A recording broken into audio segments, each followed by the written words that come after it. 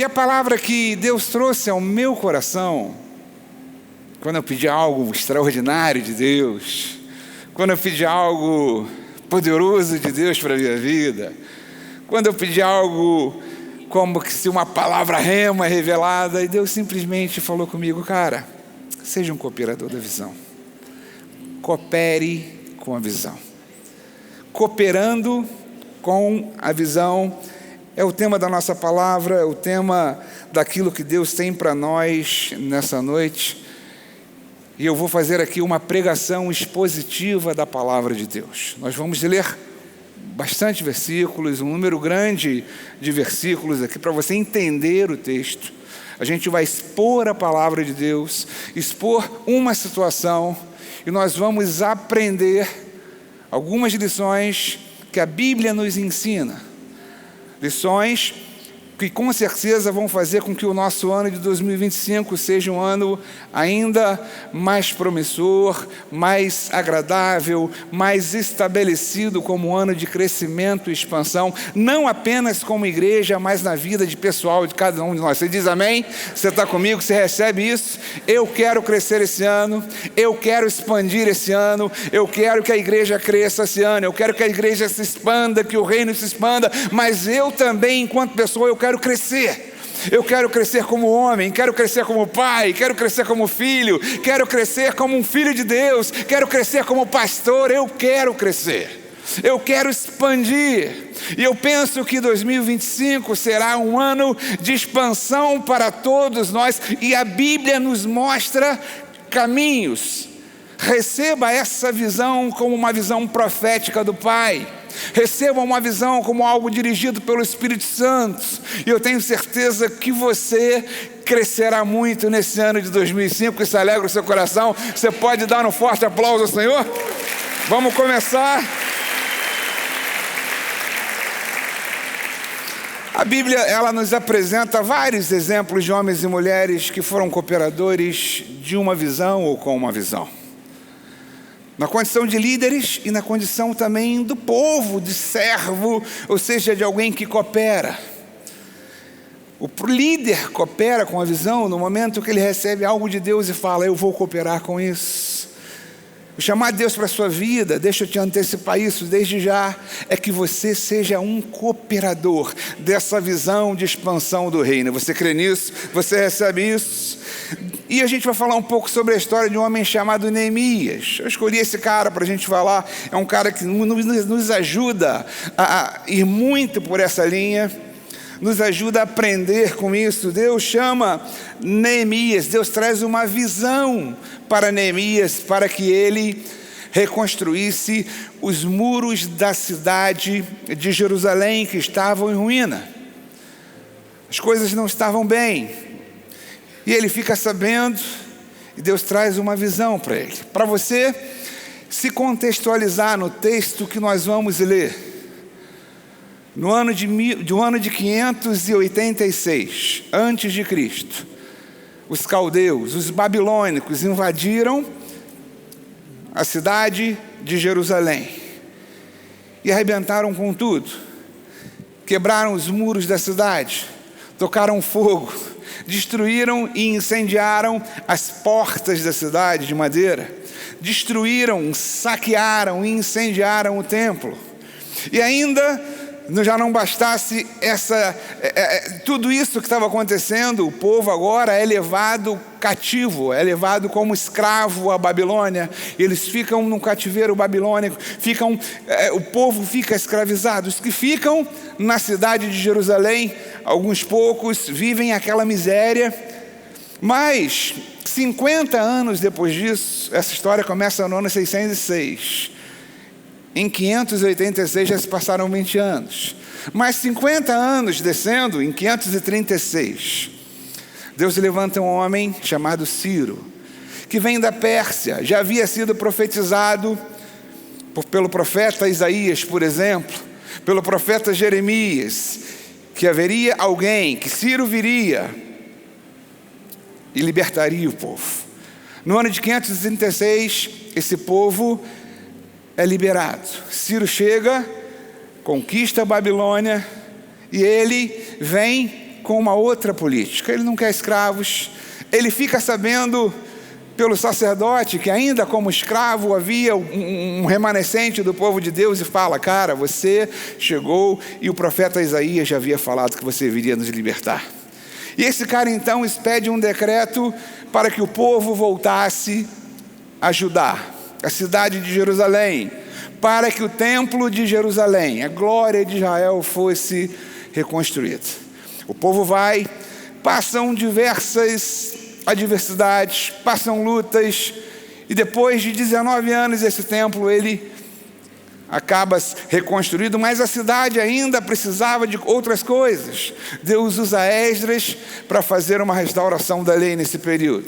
E esse cara chamado Neemias foi chamado para cooperar com as muralhas, ou seja, não cooperar com as muralhas, mas na restauração das muralhas de Jerusalém. Se você já fez college, se você já passou pelo 2º ano, você está nadando nisso aí, você sabe tudo. Se você não fez, faça. É uma visão da nova, inclusive, que você esteja envolvido no college. Deus vai te abençoar, você vai aprender muito. Não sei se nós temos alunos aqui que já fizeram no 2º ano, é verdade isso? Tem uma galera aqui, que pode confirmar. Então, para vocês não é novidade, mas para você que quer aprender mais sobre isso, vai lá para o college, a gente está esperando você. E eu quero trazer para vocês 7 pontos, 7 coisas. Eu podia falar de 14, podia falar de 21 pontos, mas eu vou falar de coisas que o Espírito Santo foi trazendo ao meu coração, na medida em que eu ia lendo o livro de Neemias, né? O livro de Jeremias, eu ia lendo e Deus foi pontuando no meu coração. E eu começo com vocês, trazendo aqui, isso é importante que você guarde, tá bom? Coisas com as quais nós podemos aprender com essa experiência de Neemias. Eu começo lendo com você Neemias, capítulo 1, do verso 1 ao verso 4, que diz assim: no mês de Quisleu, no 20º ano do reinado de Artaxerxes, eu estava na fortaleza de Suzã, Neemias falando. Anani, um de meus irmãos, veio me visitar com alguns homens que haviam chegado de Judá. Perguntei-lhes a respeito dos judeus que haviam regressado do cativeiro e a situação de Jerusalém. E eles responderam: as coisas não vão bem para os que regressaram à província de Judá, cidade de Jerusalém. Eles estão passando por muitas dificuldades e humilhações. O muro de Jerusalém foi derrubado e suas portas foram destruídas pelo fogo. Quando ouvi isso, Neemias falando, sentei-me e chorei. Durante alguns dias lamentei, jejuei e orei aos Deus dos céus. A primeira coisa que a gente vê nesse trecho da palavra de Deus, o capítulo 1 do livro de Jeremias, é que Jeremias percebeu uma necessidade. Falei Jeremias? Se eu falar Jeremias aqui, você entenda Neemias, tá bom? Eu tenho um probleminha de fabricação. Às vezes eu troco Noé com José. Mas, e se você for um psiquiatra e puder me ajudar com isso, depois tu fala comigo. Mas, se eu falar Jeremias, você entenda, Levi. Estou contando com a sua boa vontade, com a sua cooperação, tá bom? A gente está falando sobre isso.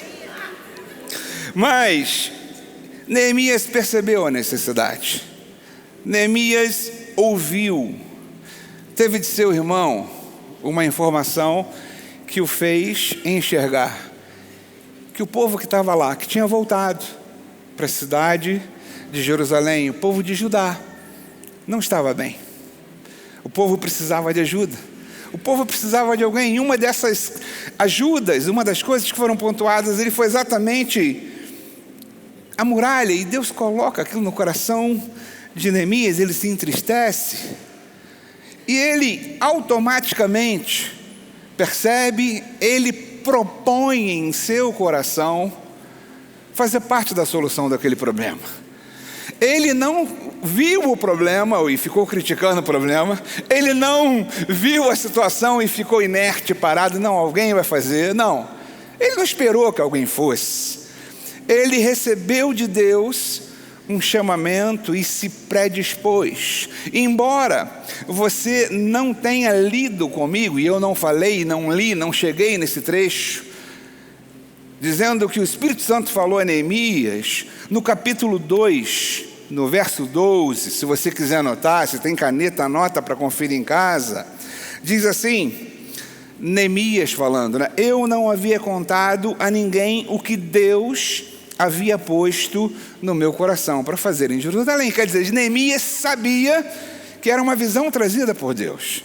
Não era da cabeça dele. Neemias cria, acreditava, era convicto que o Espírito de Deus, o Espírito Santo, havia trazido a ele uma direção e ele se coloca.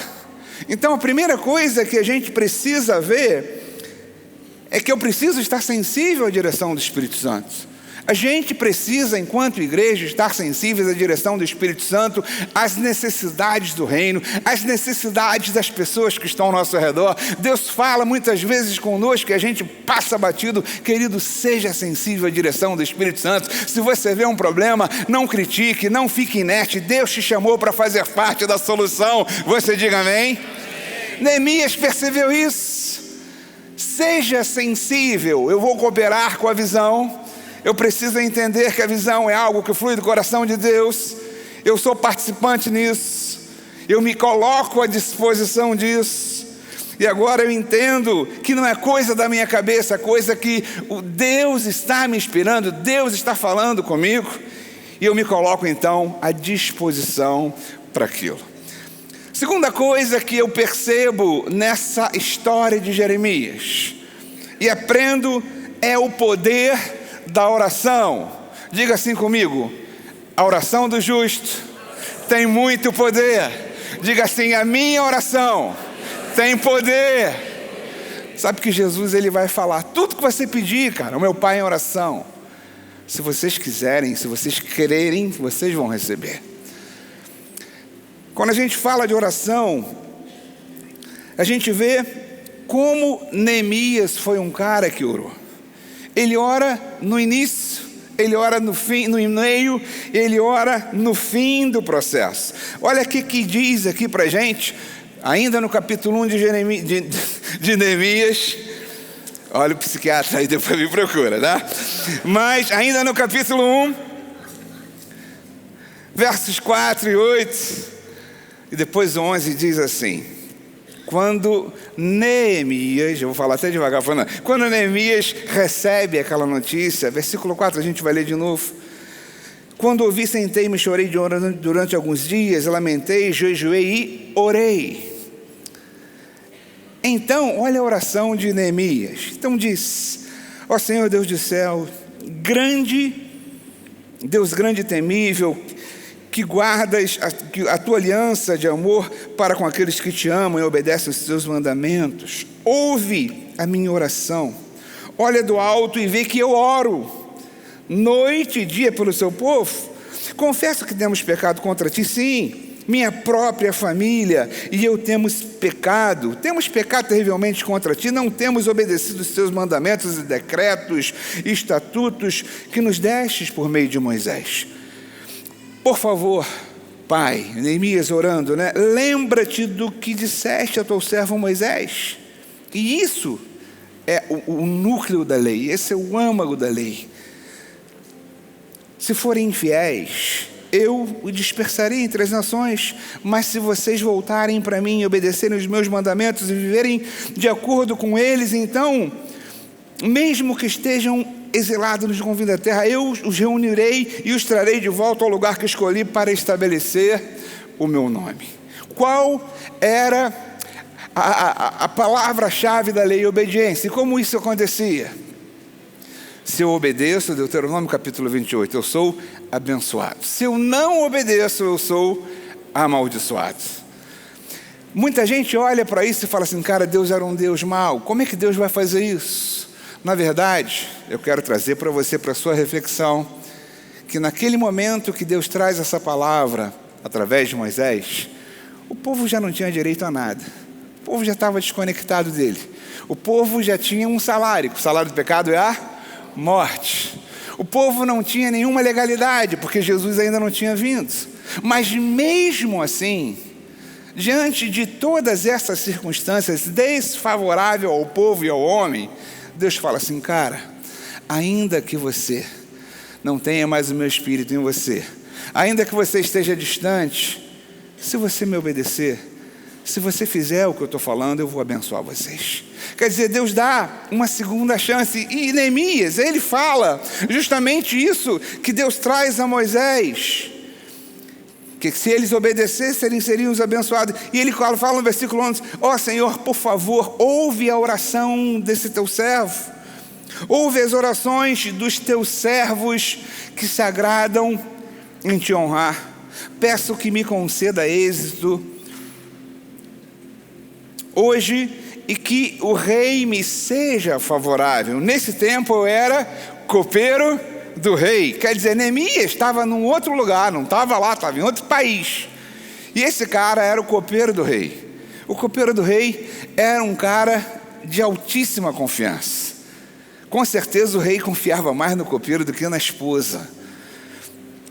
Ele confiava mais no copeiro do que nos seus amigos, porque o copeiro era o cara que estava para defender. O copeiro era uma espécie de bucha, ou seja, antes do rei comer, o copeiro comia. Antes do rei tomar o vinho, o copeiro bebia, porque se tivesse envenenado, e essa era uma prática comum de envenenamento dos reis, o copeiro que ia para a valante, né? Então, o rei esperava o copeiro tomar o vinho, ficava olhando, conversando e tal. E está olhando, né? Se dá tudo certo, ele vai beber o vinho também. Neemias não se via nessa condição de chegar e poder ir lá. Ele tinha uma posição que ele não podia sair. Ele tinha um compromisso com o rei, com o cara mais importante. E a gente vê a consequência da oração desse cara. Logo no capítulo 6, a gente vê a conclusão. Capítulo 6, versos 15 e 16 diz assim: a reconstrução da muralha foi terminada. Daí verso 16: quando os nossos inimigos viram, eles entenderam que havia sido uma intervenção do Senhor. Quer dizer, Deus, ele interviu naquela situação. Deus abençoou Neemias. Deus fez com que as coisas dessem certo. Deus fez com que as improbabilidades, que aquilo que era improvável acontecesse, para que a visão de Deus, a visão dele, do Pai, se cumprisse e que Jeremias pudesse ir à frente. Mais uma vez eu repito para vocês que quando a gente fala de oração, isso é um exemplo de um homem de Deus orando na antiga aliança. E embora nós creiamos e entendamos que não é pelo muito orar que eu serei atendido, é pelo que Jesus fez, Deus honra isso. Porque Jesus, ele vai falar: cara, orem, peçam, estejam conectados ao Pai. Se você pedir em meu nome, vocês vão receber. Quando a gente olha aqui, João capítulo 14 fala isso. Se a gente olha João capítulo 14, versículos 13 e 14, vai dizer assim: tudo o que vocês pedirem em meu nome, isso farei, a fim de que o Pai seja glorificado no Filho. Se pedirem alguma coisa em meu nome, eu o farei. Deixa eu falar para você, querido, você tem liberdade de pedir. Mais do que isso, eu quero ir além com você. Você precisa pedir. Deus quer que você peça. Quando você abre a sua boca: Deus, eu creio, eu preciso disso, tu sabes, mas eu creio, tua palavra diz, eu estou aqui seguindo o modelo da tua palavra. Deus honra a tua fé, Deus honra o teu posicionamento. O apóstolo Paulo, que é o nosso grande pregador da graça, o cara que teve a revelação da graça de Deus, uma revelação até maior do que o dos apóstolos e discípulos, ele ora em todas as suas cartas, ele faz questão de falar: eu tenho orado por vocês, eu tenho orado pela igreja, eu tenho reconhecido e visto que vocês têm passado, continuamente eu oro por cada um de vocês. Quando ele vai chegar para a gente, em Tessalonicenses capítulo 5, versículo 17, ele vai dizer assim: orai sem cessar. Diga assim: eu preciso orar sem cessar. É óbvio que a gente ora dirigindo, a gente ora tomando banho, a gente está conectado com Deus em todos os momentos. Mas essa é uma prática bíblica que nós precisamos pôr em ação e estar evidente nas nossas vidas, se quisermos cooperar com aquilo que Deus nos chamou. Estão entendendo isso? Digam amém. A terceira coisa que me chama a atenção, que eu posso aprender com esse trecho da palavra, com essa história de Neemias, porque o final você já sabe, a muralha foi reconstruída. Uma visão foi iniciada com Neemias e a muralha agora é reconstruída. Mas a terceira coisa que eu posso aprender é que quando Deus dá a visão, Ele mesmo providencia os meios para que aquela visão seja cumprida. Não tem a ver com o que eu vou fazer, não tem a ver comigo e com você. É possível que você tenha dito assim: meu Deus, como é que a gente vai comprar um terreno se se os valores estão tão caros e altos? Como é que nós vamos fazer uma obra dessa monta? Deixa eu falar uma coisa para você: se Deus der a visão, Ele é fiel para cumprir. Não é com a gente, a igreja é de Jesus, a igreja é dele. Ele só agrupou a gente numa comunidade, tem a ver com Ele. E o nosso Deus, como o pastor Guga falou, é o Deus dos impossíveis. Coisas inimagináveis Ele pode fazer por nós. Quando eu me coloco numa posição de receber, de reconhecer que tudo vem dEle, que o poder é dEle, que a bênção é dEle, que o favor é dEle, e que eu sou um objeto da bênção, sou algo que Deus escolheu para abençoar. É com Ele. Não se espante, eu tenho falado isso lá em casa continuamente. Para minha filha, para minha esposa, sempre. Não se espante com o que você está vendo. Cara, Deus fez promessa a seu respeito. Deus tem provisão para você. Desde o livro de Gênesis acontece isso. Repare que Deus fez o mundo em 6 dias, contando o homem. No 7º teve descanso. Mas o homem foi formado no 6º dia, e tudo que esse homem precisava para sobreviver, para viver confortavelmente, com dignidade, tudo foi criado no dia 1, 2, 3, 4, 5. Quer dizer, quando o homem chegou, estava tudo lá.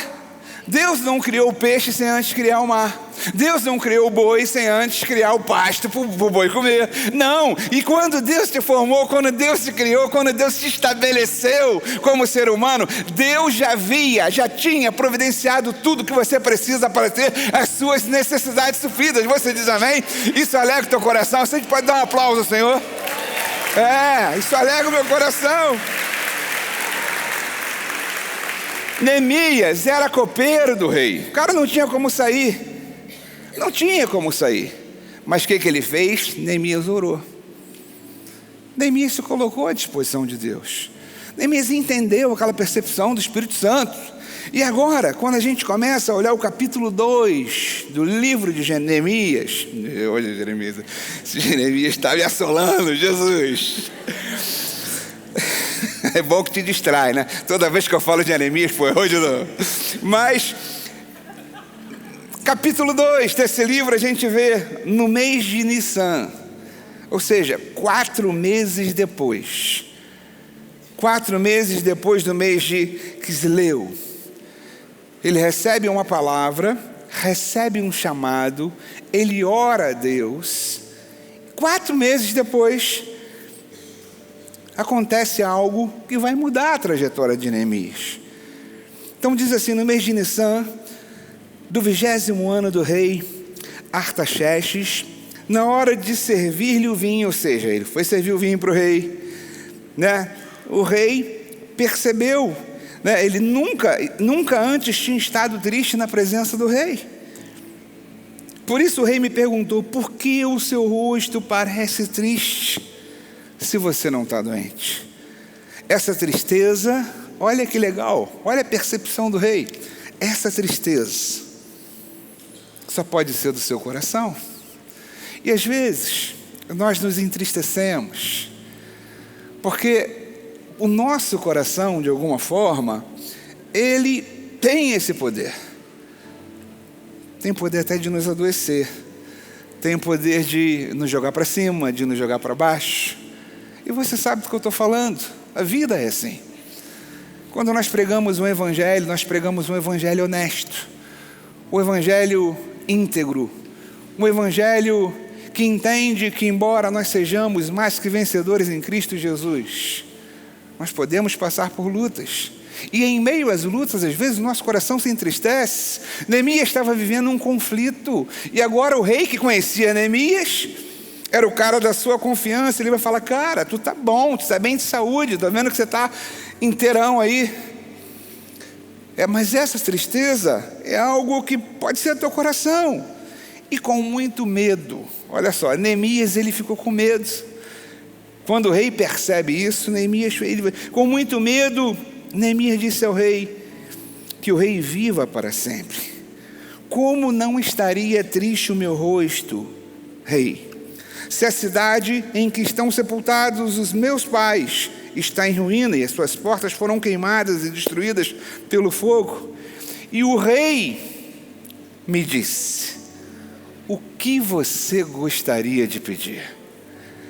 Talvez seja essa a pergunta que Deus faz para você hoje. O que você gostaria de pedir? O que você gostaria de pedir? Então orei, mais uma vez aí o Neemias rapidinho faz aquela oração no espírito, que foi rápido, né? O cara perguntou, ele já respondeu. Então orei e respondi: se for do agrado do rei, e se o seu servo puder contar com a benevolência do rei, que ele me deixe ir à cidade de Judá, onde os meus pais estão enterrados, para que eu possa reconstruí-la. Então o rei, com a rainha sentada ao seu lado, perguntou: quanto tempo levará a sua viagem? Óbvio que o rei gostava de Neemias. O rei queria que Neemias permanecesse ao seu lado. E diz: quando você voltará? Marquei um prazo com o rei e ele concordou que eu fosse. Em seguida, acrescentei: olha a ousadia do cara. Olha agora a ousadia de Neemias. Deus propõe uma situação, Deus articula um movimento no qual ele tem possibilidade de falar daquilo que estava no seu coração, da visão que Deus tinha colocado no seu coração. O rei lhe é favorável. E versículo 7 diz assim: em seguida acrescentei: rei, se for do teu agrado, que que o Senhor me dê cartas aos governadores depois do Eufrates, para que me deixem passar e chegar até Judá. E que também me dê uma carta para Asaf, guarda da floresta do rei, para que me forneça madeira para as vigias das portas da cidadela, que fica junto ao templo, do muro da cidade, e para a residência que eu vou ocupar. Visto que a bondosa mão de Deus estava sobre mim, o rei atendeu os meus pedidos. Cara, diz assim: a bondosa mão de Deus. Fala alto que é para você. Diga assim, você fala para você, né? A bondosa mão de Deus está sobre mim.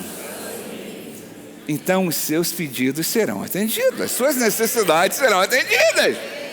Você não vai precisar fazer muita coisa, fazer coisas radicais, tomar atitudes extremas. Se você está debaixo de uma visão de Deus, Deus vai se encarregar. Neemias achou graça diante de Deus. A gente está falando de graça, a gente está falando de favor. E ainda conseguiu as cartas de recomendação para chegar em segurança e para conseguir o material que ele ia precisar para fazer a reconstrução. Repita assim comigo: quando Deus dá uma visão, Ele mesmo propicia os meios. Diga assim: se Deus me deu uma visão, Ele mesmo providenciará os meios. Diga assim: se Deus deu uma visão para a nova igreja, Ele mesmo fará com que as coisas aconteçam, abrirá as portas, porque Ele é o Senhor dos impossíveis. Você pode dar mais um forte aplauso ao Senhor? Aleluia! Ele tem nos dado uma visão de crescimento e expansão, queridos. E Ele mesmo vai providenciar os meios. E como eu falei no início para você, já falei isso.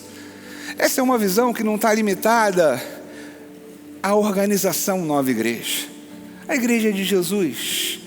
A igreja de Jesus é composta pelo conjunto de todas as igrejas que professam o nome de Jesus, mas existe um espaço, existe um povo, existe uma organização chamada Nova Igreja, que está dentro da igreja de Jesus e que Deus traz a essa igreja uma visão. Eu creio que Deus trouxe ao nosso pastor uma visão, você acredita? Diga amém?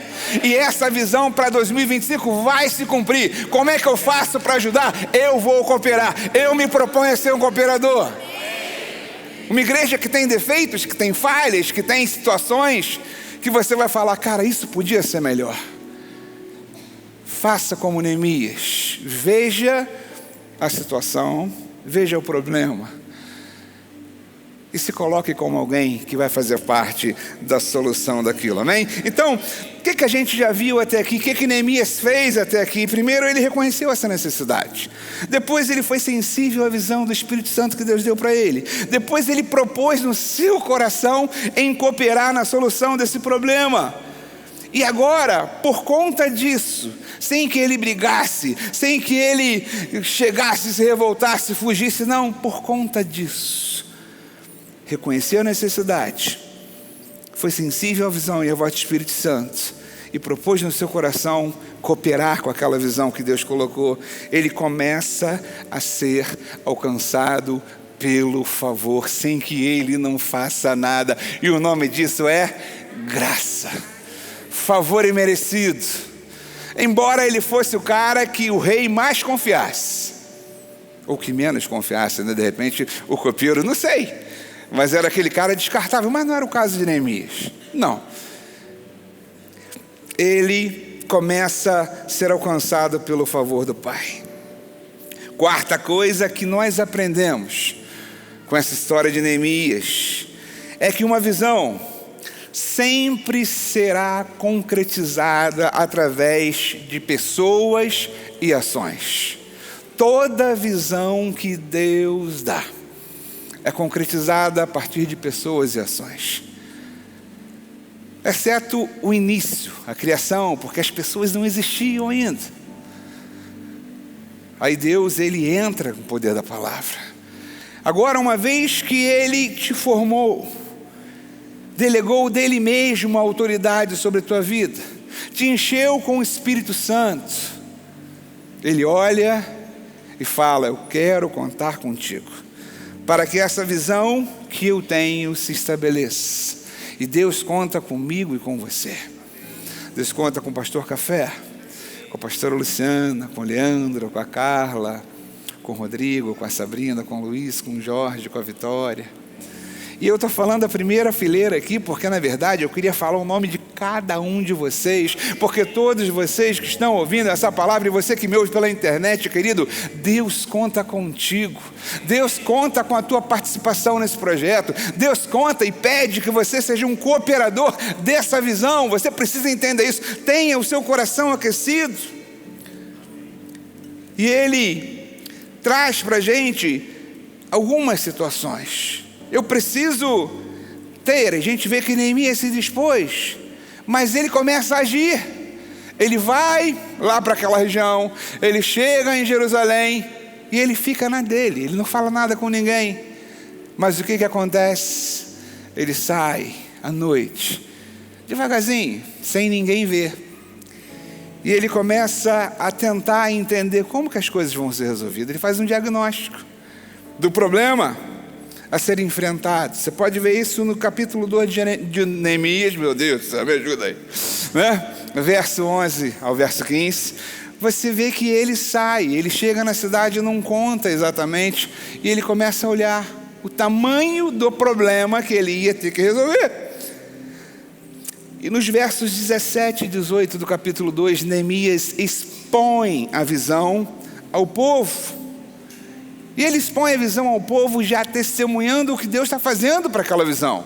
Deus já começou a fazer, e ele diz assim, verso 17 do capítulo 2, então eu lhes disse, Neemias falando, vocês estão vendo a situação terrível que estamos, Jerusalém está em ruínas, as suas portas foram derrubadas pelo fogo. Venham, vamos reconstruir o muro de Jerusalém. Para que não fiquemos mais nessa situação humilhante, Também, Neemias falando, lhes contei o que Deus como Deus tinha sido bondoso comigo e o que o rei me tinha dito. E eles responderam: sim, vamos começar a reconstrução. Sim, vamos cooperar com a visão. A gente pode falar assim: sim, vamos cooperar com a visão. Mais uma vez, sim, vamos cooperar com a visão. O povo responde. O povo se coloca à disposição, o povo agora contagiado, o povo inspirado por aquilo que Neemias estava falando. O povo: não, nós estamos dentro, nós queremos, há uma visão. Deus trouxe uma visão a um líder, e o povo entendeu aquela visão como algo genuíno do Senhor. E o povo agora se coloca à disposição e diz: nós vamos começar, nós vamos fazer, nós vamos começar essa reconstrução. E aí vem o quinto aspecto que eu aprendo nessa situação, que se aplica também naquilo que nós vivemos no nosso dia a dia. Quinta coisa, quinto ponto, quinto aspecto, quinto aprendizado dessa situação de Neemias: é certo que oposições e resistências vão surgir quando você se propõe uma visão inspirada por Deus. Sempre. A Bíblia é de Gênesis e Apocalipse, tá bom? Gênesis e Apocalipse, ela traz esse retrato para a gente. Jesus sofreu resistência. As coisas não foram simples assim. Houve resistência, houve gente falando, houve gente remando contra. E Neemias enfrentou juntamente com o povo essas situações. Aqui no capítulo 2 diz assim, verso 19: quando, porém, Sambalate, Tobias e Gesem souberam disso, zombaram de nós, desprezando-nos, e perguntaram: o que é isso que vocês estão fazendo? Se rebelando contra o rei. Eles queriam distorcer aquilo que Jeremias começa a fazer. E no capítulo 3, que é o que segue ao capítulo 2, essa é uma revelação importantíssima aqui, né? O capítulo 3 que se segue, e ele traz para a gente a história da reconstrução. E Neemias, ele faz questão de relatar no seu livro, em todo esse capítulo 3, as pessoas e as classes das pessoas que trabalharam nessa reconstrução. Ele começa a falar, por exemplo, o sumo sacerdote, que era o cara que não podia fazer esforço e tal, dedicado. Ele agora com os sacerdotes, capítulo 1 você vai ver isso, capítulo 22 você vai ver isso, capítulo 28 você vai ver, versículo, 28 você vai ver isso. Eles participam disso. Os nobres e os servos, os artesãos, os ourives, os perfumistas, todo mundo virou peão de obra. Essa galera toda, a nata, os moradores, o povo comum, os levitas. Versículo 17 do capítulo 3 vai dizer para a gente: a construção estava indo de vento em popa, o povo animado, o povo aderiu à visão, o povo cooperando com a visão, o povo percebeu que aquilo era uma direção de Deus, que Deus tinha trazido a Neemias, e agora Neemias passa ao povo. Mas quando chega no capítulo 4, que é agora por uma revelação, aquele capítulo que vem depois do 3 é o capítulo 4, a gente vê a resistência. E ele diz assim, capítulo 4: quando Sambalate soube que estávamos reconstruindo o muro, ficou muito furioso. Sambalate, um dos seus opositores, ridicularizou os judeus, e na presença dos seus compatriotas, dos poderosos de Samaria, disse: o que aqueles frágeis judeus estão fazendo? Deixa eu falar uma coisa para você. Eu não ia falar não, mas eu veio agora no meu espírito. Você pode até parecer frágil, os seus adversários podem achar que você é frágil, mas contigo está o braço do Senhor. Aqueles frágeis judeus que estão fazendo, será que vão restaurar o muro? Irão oferecer sacrifícios? Irão terminar a obra num só dia? Será que vão conseguir ressuscitar pedras de construção daquele monte de entulhos e pedras queimadas? E os seus opositores, os opositores de Neemias, todos juntos, planejaram atacar Jerusalém e causar confusão. Mas nós, mais uma vez, oramos. Diga assim, nós oramos. Foi o que eles fizeram, né? Oramos ao nosso Deus e colocamos guarda de dia e de noite para nos proteger. Quer dizer, eu oro ao Senhor quando a resistência chega. E Deus chega junto porque chegou. Então a oração, mais uma vez, quero dizer para você que deve ser sequenciada de passos e ações de fé. Eles fizeram o quê? Oraram. Mas eles não pararam aí. Eles se movimentaram. E Neemias chega e fala o seguinte, cara, nós oramos ao Senhor, mas também colocamos, numa ameaça de invasão, colocamos homens ali, e a Bíblia diz que eles, capítulo 4, ele vai continuar trazendo para a gente, acompanha comigo no telão para você não dormir, se você está dormindo, diga amém, misericórdia, aleluia. Diz assim, capítulo 4, os judeus que moravam perto, capítulo 4, versos 12 a 16, se os judeus que moravam perto deles, 10 vezes nos preveniram, por onde quer que vocês se virem, saibam que seremos atacados pelos nossos opositores. Por isso, Neemias posicionou alguns do povo, diga assim, alguns do povo, atrás dos pontos mais baixos do muro, lugares abertos, dividido por famílias, armados a espadas, lanças e arcos. Fiz uma rápida inspeção e imediatamente disse aos nobres e aos oficiais restante do povo, não tenham medo. Quando a crise vem, quando a adversidade vem, quando você é confrontado por ações que vão te jogar para baixo, a palavra que vem para você e para mim, que veio para Neemias e que Neemias passa para o povo, não tenham medo. Há uma ameaça de ataque, não tenham medo. Há uma ameaça de vocês perderem, não tenham medo. Há ameaça real, mas não tenham medo. Cara, lembrei agora do profeta Isaías, quando ele fala no capítulo 43 de seu livro, ele diz, olha, quando vocês passarem pelas águas, é sinal que a gente vai passar, né? Quando passarem, ele não falou se passarem, quando passarem pelas águas, cara, não se preocupem, elas não vão afogar vocês. Quando vocês passarem pelo fogo, oh meu Deus, não se preocupe, não tenham medo, porque nem a chama arderá em ti. Sabe por quê? Porque eu sou o teu Deus, o teu Salvador, o Santo de Israel. Eu te chamei pelo nome, eu te escolhi. Você é meu, você é um filho amado de Deus, essa palavra é para você. Não tenha medo, a oposição vem, as circunstâncias adversas surgem, mas a palavra para nós é, não tenha medo, a obra é dele, ele trará a provisão, como trouxe a Neemias, e vai trazer também conosco. Sexta coisa que me chamou a atenção, quando Deus nos dá uma visão, Ele mesmo, é o primeiro interessado em cooperar com ela. Ele é o primeiro cooperador. Deus não está te chamando para ser um cooperador em solo. Ou seja, eu vou cooperar sozinho. Não, você só vai seguir o que Ele já está fazendo, o que Ele já faz. Ele simplesmente fala para você, bora comigo, vamos comigo, meu irmão, levanta.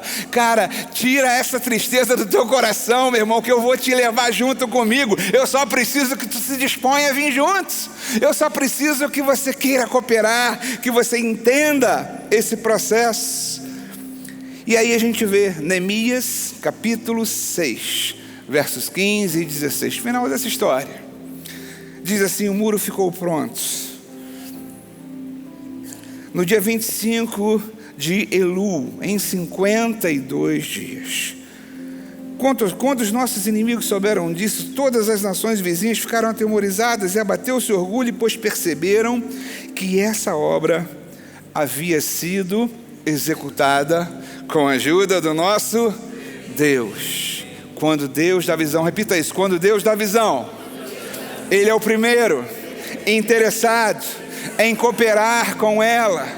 Ele vai intervir, Ele vai chegar junto, Ele vai propiciar os meios. Creia nele, seja apenas um cooperador. Neemias não fez nada demais além de ser um cooperador, se deixar levar por aquilo que o Espírito Santo estava trazendo como visão. E depois, para a gente finalizar esse 7º ponto, quando a visão se estabelece, o povo de Deus é abençoado e a alegria reina. E eu lembro aqui, vou contigo aqui, eu não sei se esse item está... tá ali, legal, muito bom.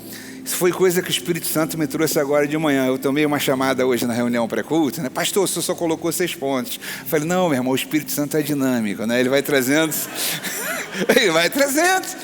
Mas eu quero dividir contigo isso. Quando o Espírito Santo, quando a visão se estabelece, se concretiza, acontece, o povo de Deus é abençoado. E diz assim em Neemias capítulo 12, verso 27. Por ocasião da dedicação, eles dedicaram aquela obra ao Senhor. Reconheceram que foi o poder de Deus que os levou para ali. Ele diz, por ocasião da dedicação do muro, os levitas foram procurados e trazidos de onde moravam a Jerusalém para celebrarem a dedicação alegremente com cânticos e ações de graças e som de símbolos e de harpas. Nós poderíamos falar de tantas outras coisas que essa história nos ensina. A gente podia falar de unidade. Não vamos falar. Pelo menos hoje, né? Podíamos falar de coragem. Podíamos falar de servitude. Podíamos falar de perseverança. Podíamos falar de dependência de Deus. Mas eu acho que esses 7 pontos, se você reter no teu coração, se você se manter firme a isso, e se você se propuser a ser um cooperador, Deus vai abençoar a tua vida. Eu creio no poder da oração. Eu creio que Deus nos deu uma visão para esse ano. Uma visão para nova como igreja, uma visão pessoal. E ela vai se cumprir. E o meu convite a você, eu vou além. O pastor Maurício é educado. É um gentleman. E ele falou, isso é um convite que eu faço a vocês. Ele escreveu isso na pregação do dia 31. Talvez eu seja um pouco mais incisivo. Para você hoje eu tenho uma convocação. Convocação, é diferente de um convite. Eu quero dizer para você e te fazer entender que você está sendo convocado por Deus. Se Deus te plantou nesse lugar, meu irmão, é para você cooperar com a visão de Deus aqui nesse lugar. Você diz amém? E a gente vai fazer aquilo que Neemias fez. Nós vamos orar.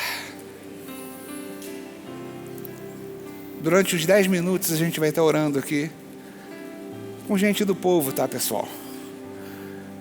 Podia chamar os pastores, como a gente faz. Mas gente do povo vai estar orando aqui. E eu quero que você concorde conosco.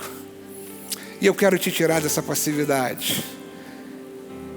Eu quero convidar você para vir aqui à frente. Você vai pegar o seu cálice. Depois dessas orações nós vamos cear juntos aqui. Se você diz, pastor, eu quero cooperar. Eu sou um cooperador. Deus, conta comigo. Eu quero que você levante do seu lugar. Esse é um convite para toda a igreja. Meu coração vai ficar feliz se a gente fizer um movimento aqui, toda a igreja vier aqui. Porque isso é para você. Essa palavra é para você. Não é para um ou para outro, não, é para você. Que Deus fala, cara, eu quero contar contigo, mulher, eu quero contar contigo. Aonde você estiver, seja um cooperador da visão. Sabe, leve a palavra da graça, leve a palavra da fé. Eu quero que você venha aqui com o seu cálice da ceia, porque a gente depois vai ceiar aqui e a gente vai ter um momento de oração. Se eu estou falando contigo, se Deus pode contar contigo, a gente vai encher esse negócio aqui, não tem problema. Mas eu quero convocar você que é a nova igreja para ser um cooperador da visão. Você diz amém? Aleluia, Deus é bom demais. Estou esperando você. É isso aí. Glória a Deus. Eu não sei se você sabe, gente, nós temos, amém, olha que coisa mais linda, gente, é isso aí, uau, é isso aí, cara, mesmo se você tiver com teu joelho torcido como eu estou aqui, ó, cara, vem cá, se Deus falou contigo, não perde essa oportunidade não, é contigo que Deus está falando, meu irmão. Nós somos a nova igreja. Nós somos a igreja de Jesus. E é contigo que Deus vai contar. para ser um cooperador da visão que Deus trouxe a nova através do nosso pastor, através da nossa pastora. Deus quer contar com você. Deixa eu chamar uma galera que vai me ajudar aqui. Eu tenho algumas pessoas que vão me ajudar. Eu acho que a primeira é a Ludmila, né? Cara, Ludmila, ela vai estar orando pelos pastores e líderes da nova igreja. Eu quero que você aqui coopere com essa oração. Chegue junto, concorde, Ludmila. Deus te abençoe, está contigo. Senhor, porque Tu és um Deus bom e imutável, Senhor. Por isso oramos, Senhor, por esses homens e mulheres, Senhor, que são, Senhor, os anjos dessa igreja, ó Pai. Senhor, nós oramos, ó Deus, porque eles têm atendido o Teu chamado. Eles têm, Senhor, dedicado a vida deles à Tua obra, Senhor. O sustenta, Senhor, no ID deles, ó Pai. Faça, Senhor, que eles sejam árvore plantada junto às águas correntes, que dão fruto ao seu tempo, que são, Senhor, que tudo que fazem prosperam, ó Deus. Obrigada, Jesus, por nossa igreja, por esses homens e mulheres, Senhor. Senhor, nós oramos pelas famílias, nós oramos, Senhor, pela saúde, nós oramos pelos ministérios, ó Deus. Nós oramos, Senhor, porque sabemos, Senhor, que a Tua sabedoria vem do alto e Tu dá a nós, ó Deus, e dá a homens e mulheres, ó Deus. Obrigada, Jesus. Cuida, Senhor, da nossa igreja. Que os nossos celeiros sejam prósperos, ó Deus, em nome de Jesus. Porque, Senhor, nós queremos expandir a Tua visão, a visão da palavra da graça e da fé.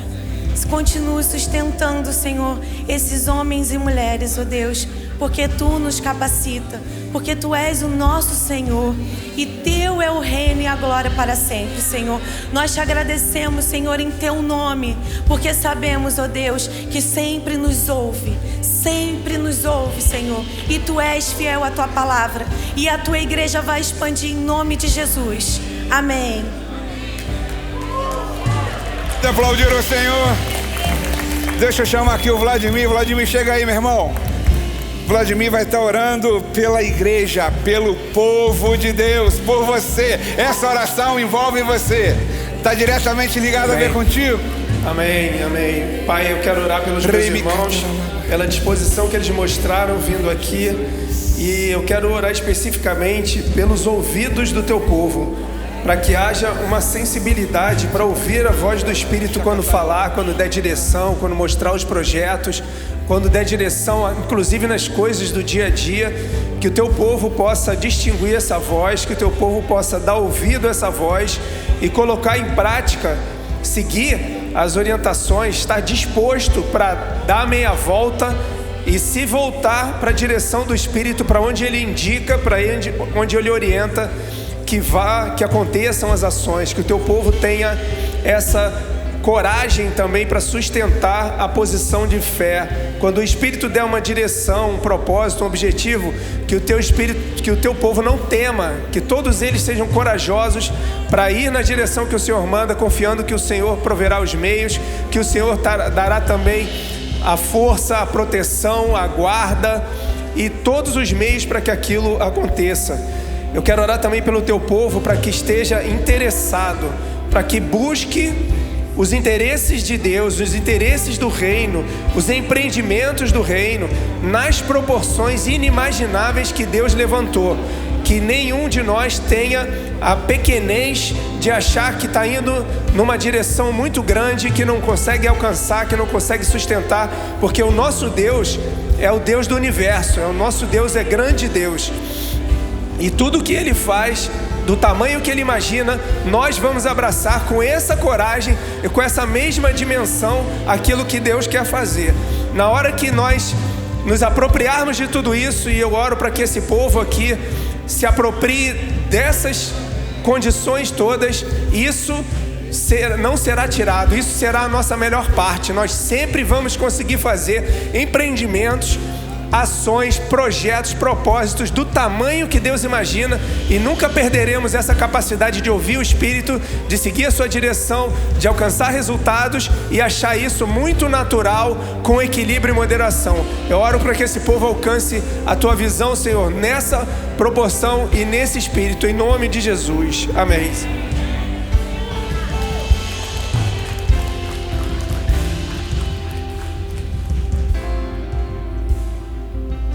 Meu microfone, né? A gente pode aplaudir o Senhor, gente? Thalita, vem cá, querida. Thalita vai orar pelos ministérios da nova igreja. Coopera com a gente nisso. Aleluia, glória ao Senhor. Pai, muito obrigada, Senhor, por este lugar, Senhor, que nós podemos te honrar, nós podemos te adorar juntos aqui, nós podemos te servir, Senhor. Nós estamos com o coração disponível para te servir aqui nesta igreja, Pai.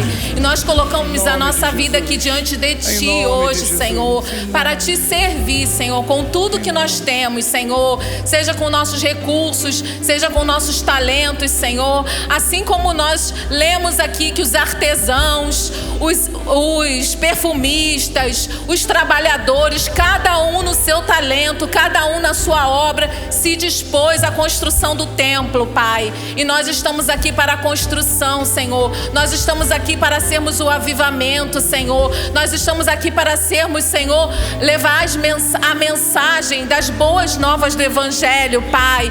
Queremos te pedir, Senhor, pelos ministérios da geração nova, que o Senhor continue abençoando os voluntários, trazendo alegria, trazendo, Senhor, novidades, trazendo a tua direção para a geração nova, Senhor. Que os voluntários estejam cada dia mais avivados, abençoados, estejam cada dia mais comprometidos com a tua obra, Pai. Queremos te pedir pelas únicas, Senhor, que essas mulheres estejam vestidas com a tua glória, Pai. Que essas mulheres sejam boca de Deus para profetizar para os seus filhos, para os seus maridos, Senhor, dentro da sua casa, que elas tenham palavras de vida, palavras de vitória, que elas se levantem em oração, Pai, que essas únicas conquistem as suas vizinhas, as pessoas que estão ao seu redor, as mães das escolas, as suas parentes, Senhor, que essas mulheres venham ser avivadas e tragam mulheres, Senhor, para te servir, Pai.